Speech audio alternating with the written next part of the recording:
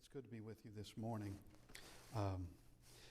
We're going to be looking at what Joseph wanted in this, in Genesis chapter, in Genesis chapter 49, we have the death of Jacob. Jacob lives a long life, and he sees the last number of years of his life in Egypt, and also sees his son that he thought had been dead for years. He sees Joseph, and he actually sees his grandsons that he never knew existed.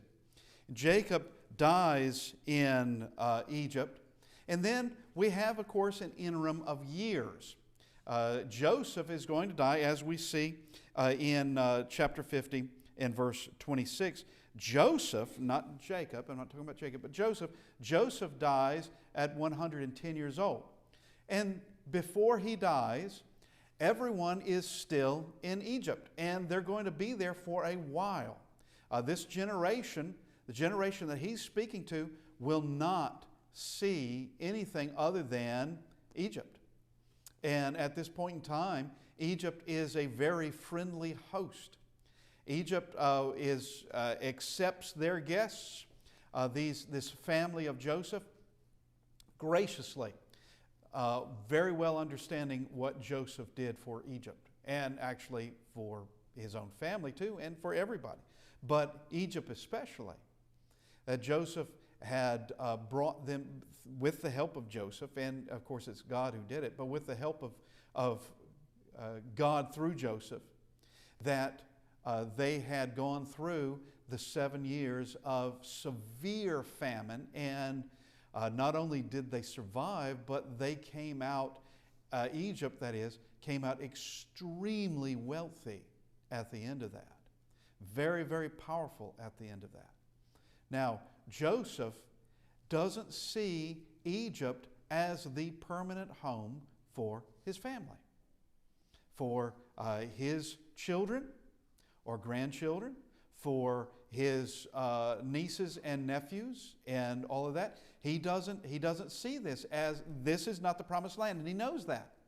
This isn't the promised land. There's a land that had been promised to Abraham quite a bit earlier. There's a land that was promised to Abraham, and they would eventually see it, and Joseph knows he won't. He knows he's coming to the end of his days, and he knows that he won't be able to see it, and that it will come in time. When? He can't really know when, because God hasn't told them the when, just that it's going to happen. And until it happens, they're going to be somewhere else. Well, right now they're in Egypt, but we go to Genesis chapter 50, and let's just begin in verse 22. So Joseph dwelt in Egypt, he and his father's household, and Joseph lived 110 years. Joseph saw Ephraim's children to the third generation, the children of Machir, the son of Manasseh, who were brought up on Joseph's knees. So he's seeing generations now following his. And Joseph said to his brethren, so here is Joseph's command. And it's going to be a matter of them honoring it, because he can't see to it that it's done himself. But these are his wishes. He says, I am dying, but God will surely visit you, bring you out of this land to a land of which he swore to Abraham, to Isaac, and to Jacob. Okay, so here is faith. Truly, here is faith. Because Joseph, though he will never see the promise fulfilled, he knew it was going to be fulfilled. And he knew to whom it was going to be fulfilled. And by whom. He knew it was God, and he knew it was going to be Israel. It's going to be, it would include his great-grandchildren or great-great-grandchildren, however long it's going to take. It's going to take a while. He doesn't know when it's going to happen, but he knows it's going to happen. And he knows that's going to be in the future of Israel. That Israel's home is not going to be Egypt, not permanent home. Right then it was.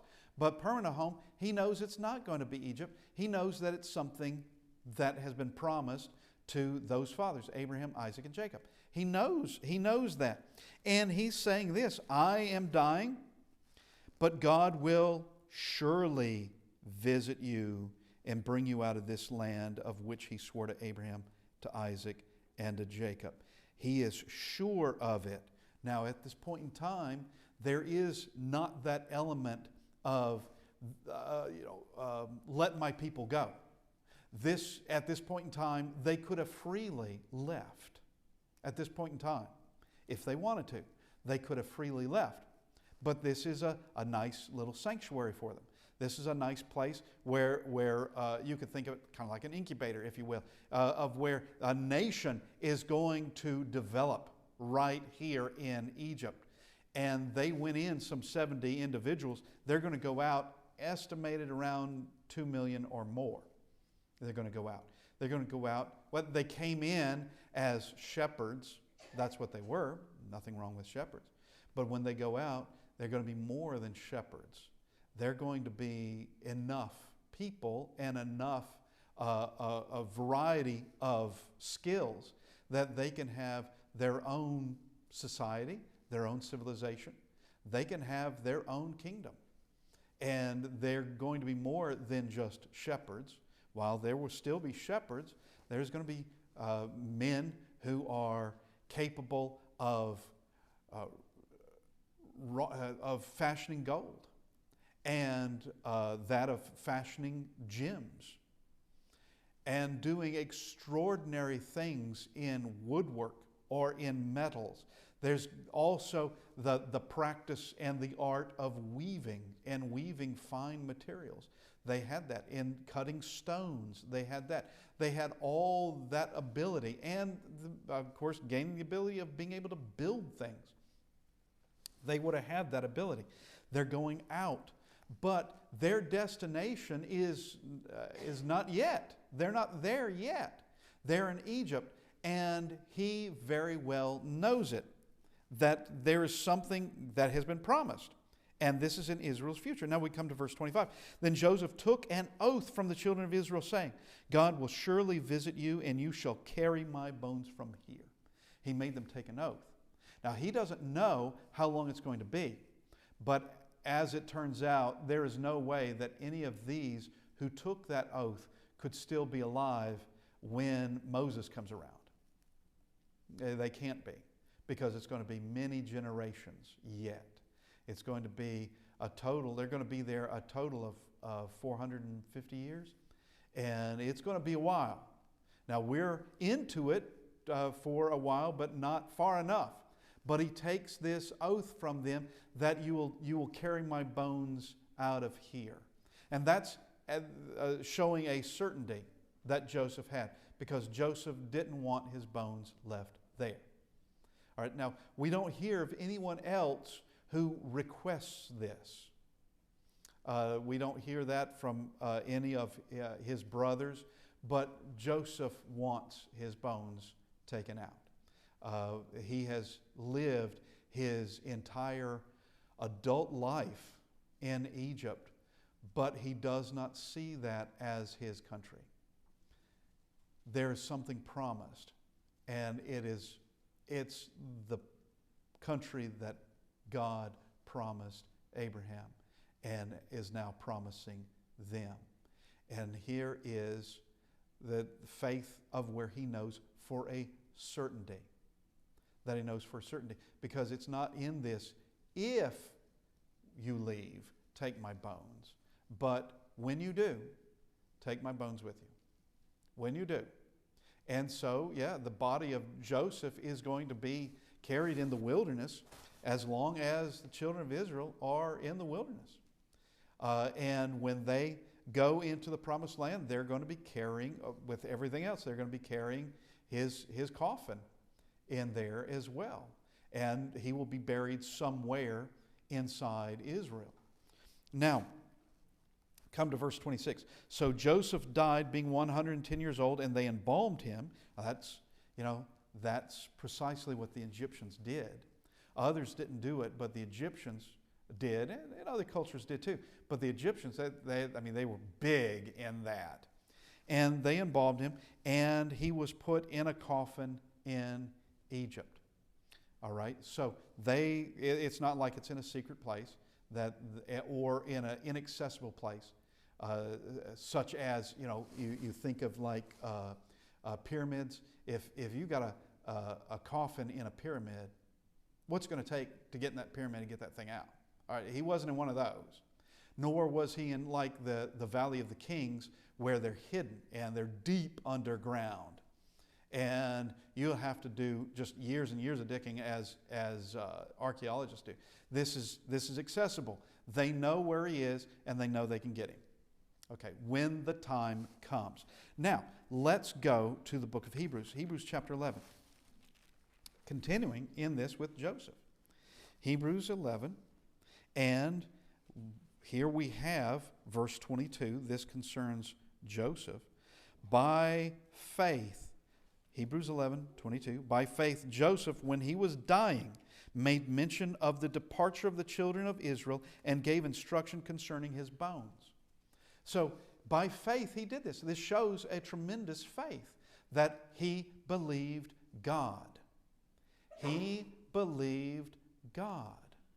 Now, when we come to the book of Exodus, and it's time for Israel to be taken out of Egypt, there are people living in that day of where it's now occurring. It's now beginning. This fulfillment of the promise is now beginning. That there are people in that day that don't take it seriously. There are people in that day who will say, talking to Moses, all you've done is make our Egyptian masters meaner. They despised us to begin with. Now it's even worse. You've done nothing for us. Well, just wait. Things are going to get better. Just wait, because the promise is going to occur. The promise, just as surely as God spoke it, it's going to occur. And Joseph knew. Joseph is one of those who he had faith in knowing it's going to occur. So here is this hope that he had. Joseph did not regard Egypt as his home. There would be thousands upon thousands of Israelites leaving Egypt. And as I made mention, he had spent his entire adulthood in Egypt. He had lived there. He had been, for the most part of those years, the second in command over Egypt. Pharaoh is number one, and the next trusted underneath Pharaoh was Joseph. Joseph proves himself, and Joseph sees that God, everything that occurred in Joseph's life, which is providence that we can see clearly, he recognized that God had brought all these events so that Joseph could, one, spare his family in that famine, but there's also something else that's just as important, and now there is a place for that family to be and to grow abundantly, and they are, and that was the land of Goshen inside of Egypt. But he didn't regard Egypt as his home. He saw the promise and he believed. He believed that promise, even while others would not or did not believe it. Maybe they did in time, but others did not believe it. Others did not. And as we said, even when Moses comes back with the announcement that it's time to leave, well, what else would they be leaving for? What else would they be leaving for? They know from what they have been taught. They know the promise that was given to Abraham, Isaac, to Jacob, and to the 12 sons of Jacob. They know the promise that was there. They're not ignorant of it. If they're ignorant, it's only because they wanted to be that way, but they know the promise. Why else? Why else would God send someone into Egypt to bring them out except to fulfill that promise? Now was the time. And it's just a thing of human nature that some people believe and some don't. Some can. It's the fulfillment is right in front of you, right there, and yet don't quite believe it. Just refuse it right then and there. It's a part of human nature. It's a part of human failings. There's nothing admirable about it at all.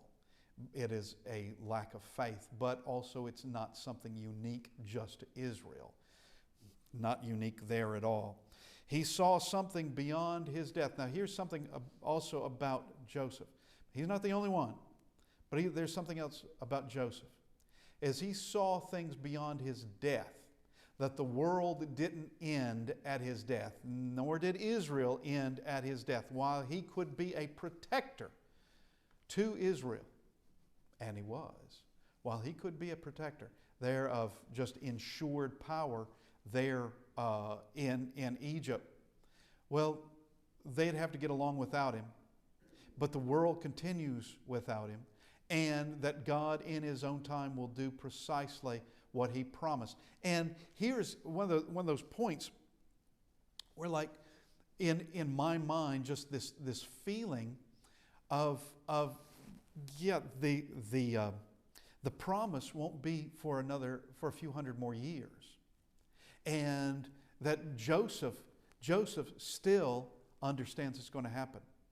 God's own time. How long is it going to take? He doesn't know, but it's going to be hundreds of years, and that Joseph is dying a long time before the promise. And of course, you have Abraham, who died a long time before him, who never even saw a nation.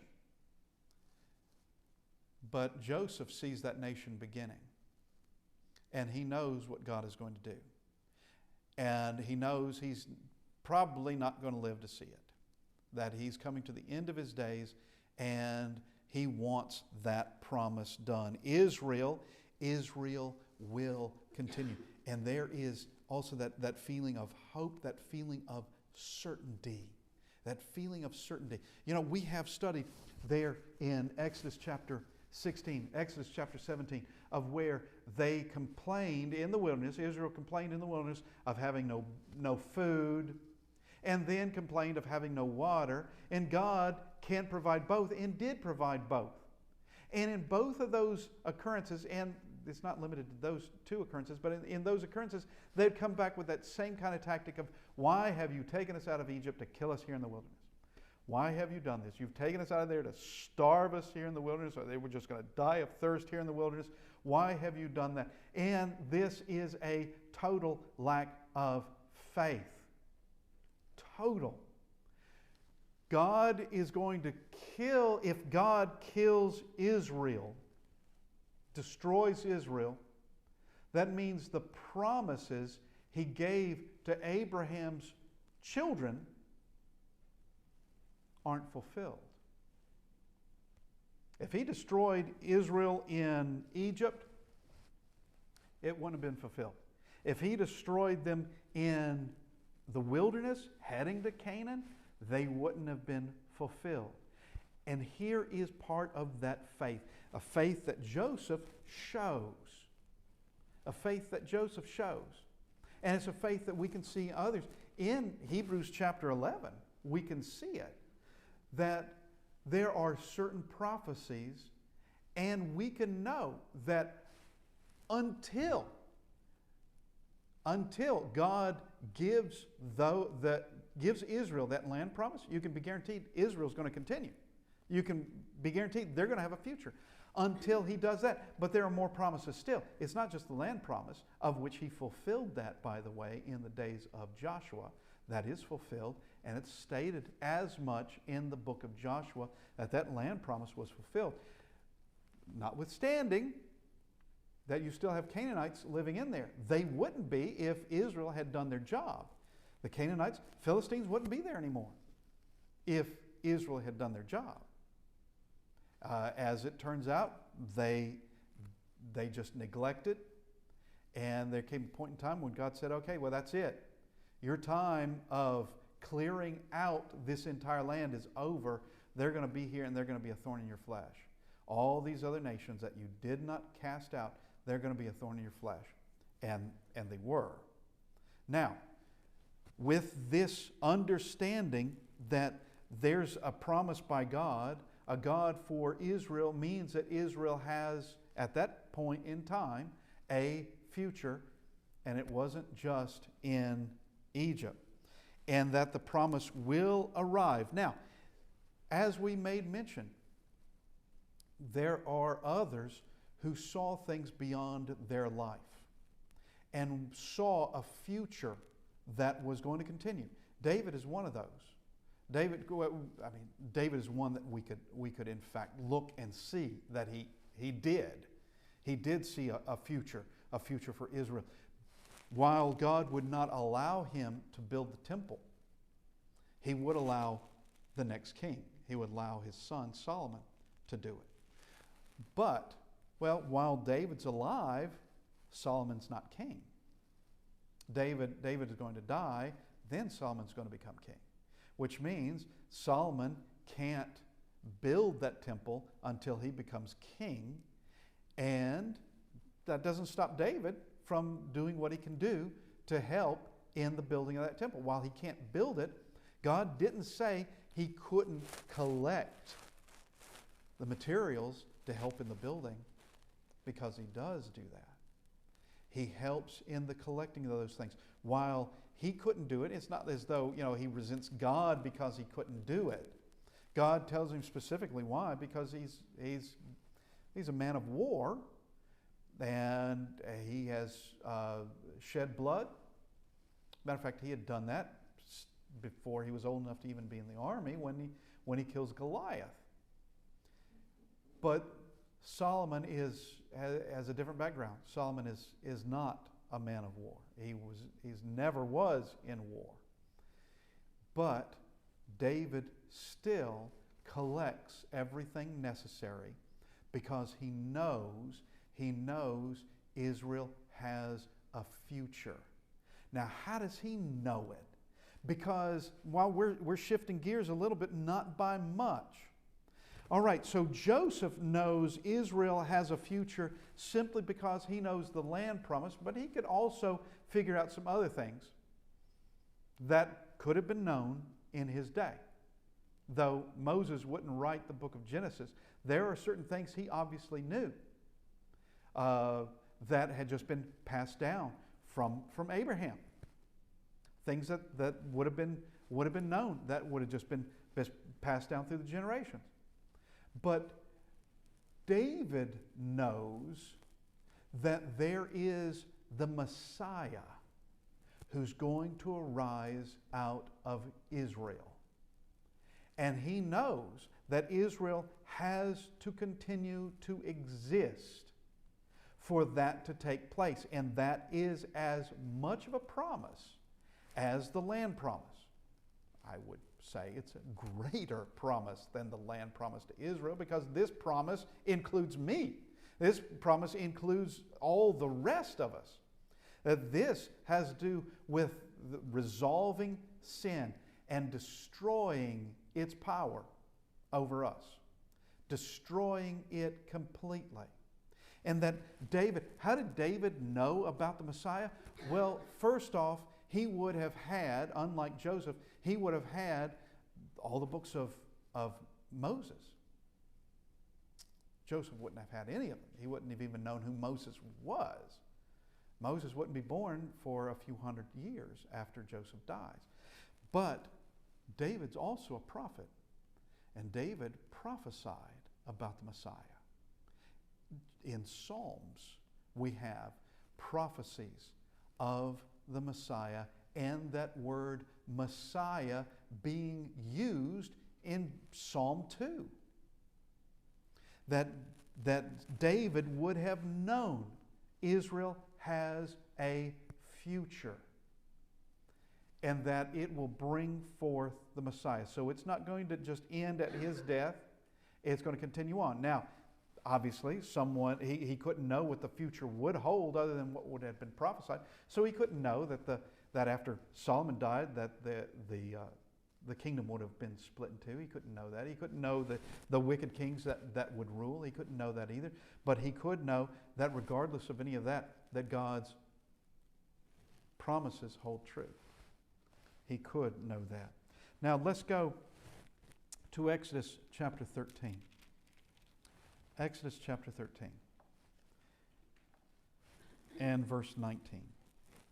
So they are leaving Egypt. We have Moses is leading them. This is after the 10 plagues. This is after the death of the firstborn, of where this would have affected every family. Every family, because every family has a firstborn. And there was, been years ago, but I just demonstrated how this would have just a devastating effect. Because while you can have a set of siblings where obviously the firstborn of them would die, but that would also mean among those siblings, if any of those had children, the firstborn of all those children would die. But also you may have a parent, their parent, or both parents may have been firstborn, and they would have died. Then there would be that of among the in-laws. It would have been devastating. And this is the one where Pharaoh says, okay, go. And everyone wants them to leave. All the other Egyptians want them to leave. But we see in chapter 13 and verse 19, and Moses took the bones of Joseph with him, for he had placed the children of Israel under solemn oath, saying, God will surely visit you, and you will carry my bones from here with you.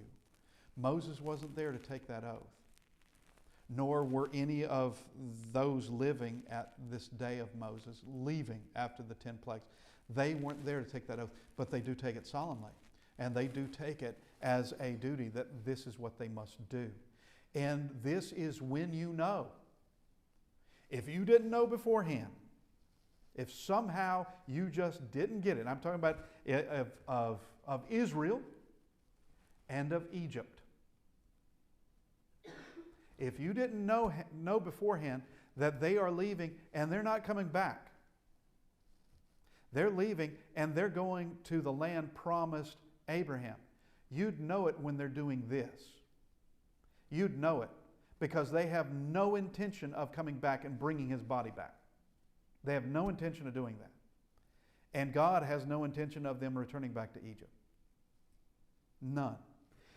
When they're taking away Joseph's bones, they're not coming back. And taking Joseph's bones is in fact an act of faith by Moses, and I'm not going to say he's the only one, but others, in knowing, we're headed to the land God promised us. That's what we're doing. And so we see in all of these examples that examples of extraordinary faith. Examples of God has spoken it, therefore I believe it. Why wouldn't I believe it? Why would I believe something else? To think that God can be overpowered by anything? You know, by men on this earth? Are you kidding me? God cannot be overpowered by angels. God cannot be overpowered by Satan and his host. God cannot be overpowered by anybody. God is not over... And sometimes we think that God can be overpowered by nature itself. God can't be. He created it all, controls it all, maintains it, holds it all together. When he says he's going to do something, why shouldn't I believe it? And it should be actually a point of putting things in perspective of me not believing it actually is a scary thing. If I don't believe it, it actually means that puts me in a very bad category. That I need to understand that faith in God is essential. And it does mean believing him at his word. Concerning this, Moses taking Joseph's bones. Joseph doesn't disassociate himself from the past. Moses, did I say Joseph? Moses doesn't disassociate himself from the past. He doesn't. He sees the wishes of Joseph that had come down through time, and he doesn't say, well, what does that matter? He doesn't do that. The one who, through God, obviously, the one who was able to bring them in is the one who wanted to be taken out when all was done. He's the one that wanted to be taken out with everybody else. And that Moses doesn't just say, oh, that's just a thing of the past, who cares? Well, it was a wish. It was a desire. And he honors it. And it is honored. Now, another thing about this, and we've talked about David, we've talked about Joseph, and Abraham, Isaac, Jacob. We've mentioned them. But death comes even to the most noble. To everyone. Mortality, death comes to everyone. And that at some point, regardless of what we have done in this life, at some point our life on this earth comes to its end. And everything that's enclosed in the past. And it can be regarded by others in the present, others going off in the future. But everyone, even the most noble of us, we come to an end. The great and the good departed should not be forgotten, actually. Now, when I say the great and the good, I don't mean just individuals of American history or individuals that did astonishing things wherever they came from. But for our focus and our main focus is, as we were just in Hebrews chapter 11, there is a reason why Hebrews chapter 11 is there. Hebrews is deep inside the New Testament and takes one entire chapter to talk about faith and uses one example after another from the Old Testament, starting with Genesis. Starting there and coming through the Old Testament of one after another who showed faith. That these are the people more than any other who that we should regard. And others who are ill suited as good examples. They're not good examples at all. They're bad examples. But remembering them as well and not make those mistakes. But honoring those of the past and remembering those of the past as those who did not fail God. And in not failing God, they didn't fail themselves. They succeeded. They were the ones that saw what God promised, and they wanted that promise. They also, in their own time, would have seen other things that men would have promised. Egypt would have promised a lot for someone like Moses or someone like Joseph. Egypt would have promised a lot to those living inside of it, and so would have, like with Babylon and Nebuchadnezzar, could have promised a lot for someone like Daniel. But there is a greater promise. There is something that is not temporary. While it may be fun to in this lifetime to follow the temptations and to follow the things that come our way and to be just as worldly as the rest, it comes with a terrible price. And all of it is temporary. And it stops. And then there's judgment. It is a far better life that God gives us. And He gives us examples for us to follow. The past gives us an understanding of those of the past. It gives us an understanding of those that have gone before us and what they did right, what they did wrong, and God's response to all that. It also gives us an understanding of what the future holds. Let's talk about our future just for a second. The future of this world. Future for any of us, all I can say is the future of any of us. What tomorrow brings, I have no idea. But I can know this. I can know this. Each and every one of us will be before the judge. Each and every one of us will, whenever that occurs. I can know this as well. Each and every one of us will be absent from this earth, absent from this body, absent from everything we see around us except human souls, which you just see representation by way of bodies. But we have that of heaven and hell. Those are in the future. That's a definite future, and that has been told to us by God Himself. And it is a mystery to me why some people will go to the Bible and embrace the idea of heaven and completely reject all doctrine, all knowledge, all references of hell. That somehow heaven is real, hell is not real. When it's the same book from the same God giving us information on both and speaking about them as both are real. All or nothing proposition, that's the Bible. All or nothing. And from this, we have what is definitely in the future of humanity. What is definitely in the future. And I can also know that there will be a time when this earth will come to its end. That's in the future. And like Joseph didn't know when the land promise was going to be fulfilled, we can't know when Christ returns. We can't know that. But that He will return, and that day will be here. We can know that. And I can also know that the church continues on all the way to that last day. I can know that. I can know it because God says it. And if God says it, that means it would be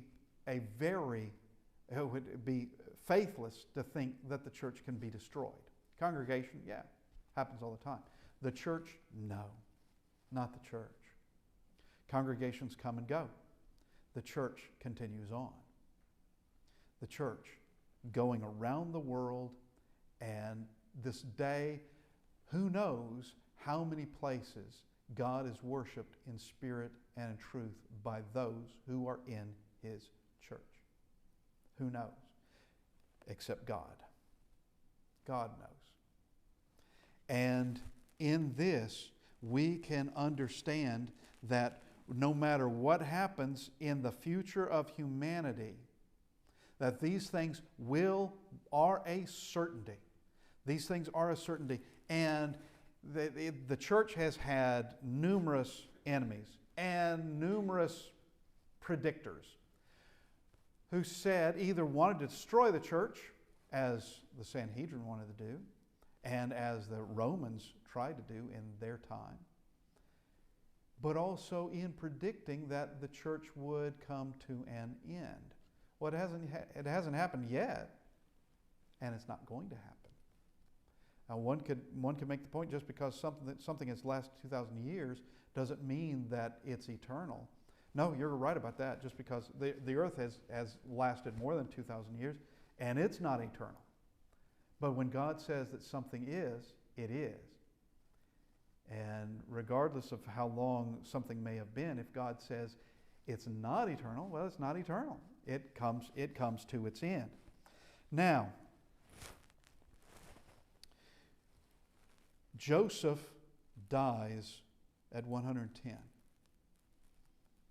And from that point, we don't know of anyone even remotely like Joseph during that time until we get to Moses. Joseph brought them in. Moses is going to take them out. Joseph while he lived, was an active protector. He would still have even in his old age, they would have respected him, the Egyptians. They would have known what had occurred. He would have been seen as a type of national hero. He would have been seen as someone extraordinarily important, and though he was not a leader of Israel, he could be definitely seen as a guardian over it.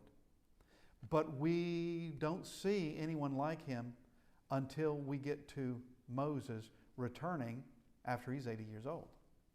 Most certainly when he leaves at 40, he's not the man yet. When he leaves at 40, he's not the deliverer yet. It's going to be another 40 years. When he's 80, he's going to be brought in. During that time, there would be like a leaderless or no one in Israel really protecting them or over them in any way until we get to Moses. And Moses is going to be the greatest leader Israel ever had until we get to the Christ. He is the greatest leader of bar none that Israel had. And he was the right man at the right price and right time, man at the right time. And God knew precisely what he was doing. Now, in all of this, what do we gain? What do we gain? It's that having faith in God. That if God tells us something, it doesn't matter what anybody else says. I remember in high school, there was a particular fellow there that was often used as like a metric, if you will. Used almost like, well, if he believes it, then you should believe it. Or if he doesn't believe it, then nobody else should believe it. And he was a fellow that, he was intelligent enough. There's no doubt about that. But to say, well, even so-and-so doesn't believe that. It's like, so? What has that got to do with me? Since when does my faith have to revolve around some other kid in high school? Since when does it have to do that? Because the way I read it is my faith is based on what I understand from God, not how someone else understands what God said, doubts it or whatever. That hardly matters. What matters is individual faith. That's what matters. And our faith is seen. There is a substance to it. There's a substance to it, and it is our behavior. Our thought patterns not betray, but show where our faith happens to be. Our heart shows where our treasure is. Where your treasure is, there your heart will be also. If your treasure is in heaven, if your treasure is God, that's where your heart will be. That's where your faith will be. If it's in other things, well, your faith is in other things, not in God. And other things, everything else will fail you, everything else. But God will not. We need to look at our lives because judgment is certain. Christ will judge this earth. He will judge everyone that's ever lived. Everyone. Going from Adam and Eve to the last person that ever existed. He will judge every single one of us. And that judgment will be final. And that judgment then takes us into that eternal place. And it's eternal. Heaven or hell. Once in heaven, you don't want to leave it. And once in hell, you can't leave it. And God knows how to reward, and God knows how to punish. And hell isn't really created for us, but we can cast ourselves in there. It's not created for us. It's actually created for the devil and his angels but God will cast away the wicked there as well. We ask this morning if you need to respond to the invitation. If we can help you in any way, we ask that you come as we stand and sing.